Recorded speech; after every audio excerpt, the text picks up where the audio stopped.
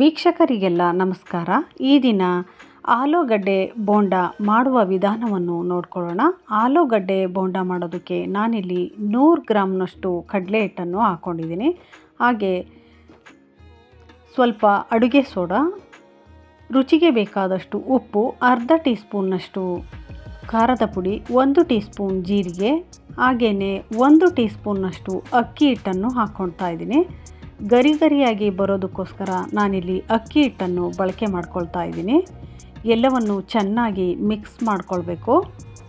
ಈಗ ಸ್ವಲ್ಪವೇ ನೀರನ್ನು ಹಾಕ್ಕೊಂಡು ಕಲಿಸ್ಕೊಳ್ಬೇಕಾಗುತ್ತೆ.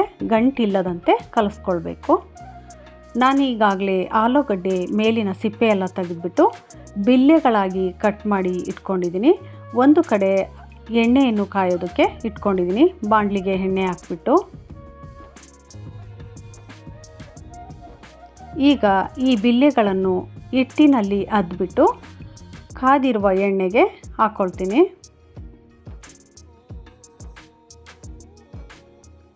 ಎಣ್ಣೆ ಎಷ್ಟಿದೆ ನೋಡ್ಕೊಂಡ್ಬಿಟ್ಟು ಎಷ್ಟು ಹಿಡಿಯುತ್ತೆ ಅಷ್ಟನ್ನು ಮಾತ್ರ ನಾವಿಲ್ಲಿ ಹಾಕ್ಕೊಳ್ಬೇಕಾಗುತ್ತೆ. ಫ್ಲೇಮನ್ನು ಮೀಡಿಯಮ್ ಆಗಿ ಇಟ್ಕೊಂಡಿದ್ದೀನಿ.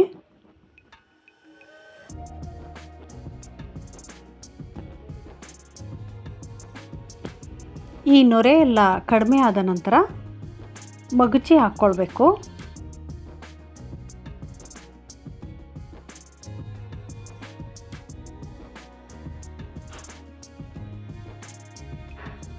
ಈ ಬೋಂಡ ತಿನ್ನೋದಕ್ಕೆ ತುಂಬಾ ರುಚಿಯಾಗಿರುತ್ತೆ.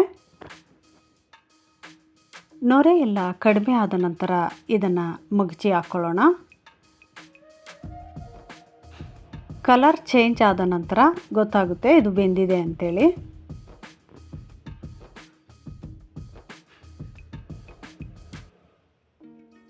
ನಾನು ತಟ್ಟೆಗೆ ಟಿಶ್ಯೂ ಪೇಪರ್ನ ಹಾಕ್ಕೊಳ್ಳೋದಕ್ಕೆ ರೆಡಿ ಮಾಡ್ಕೊಂಡಿದ್ದೀನಿ.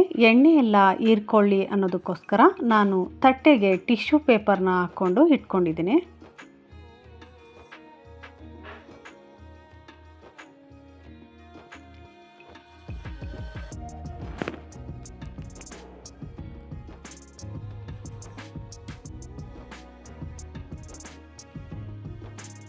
ಈಗ ರುಚಿಯಾದ ಮತ್ತು ಬಿಸಿಯಾದ ಆಲೂಗಡ್ಡೆ ಬೋಂಡ ಸವಿಯಲು ಸಿದ್ಧ ಆಗಿದೆ.